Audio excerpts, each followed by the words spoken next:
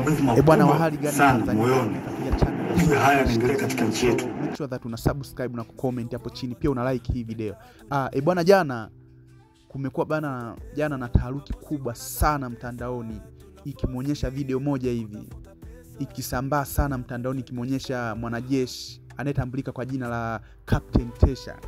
Ile video bwana, akiwa amezungumza mambo mengi sana ambayo ameweza kugonga vichwa vya Watanzania. So jambo la kwanza bwana aliyozungumza kwamba kuhusu uchaguzi wa rais Tanzania.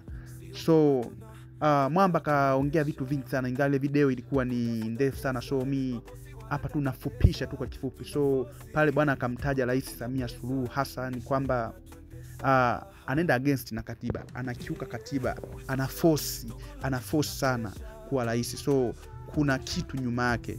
So pia pale kaelezea kuhusu Kikwete na Samia bidi wakamatwe. Bwana, hayo ndo mambo magumu bwana sana ambayo yameleta taharuki sana bwana kwa Watanzania. Pia vitu vingi sana bwana aliviongea bwana.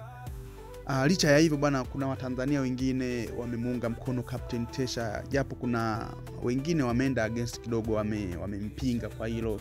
So wanaompinga najua tu wanachunga ugali ili tunajua tena. Ndio hivyo. So make sure that una subscribe na comment hapo chini pindi tunapotoa video tu mpya, wewe unakuwa wa kwanza kuzicheki, au sio bwana? Mcheki Captain Tesha mwenyewe, msikilize huyu.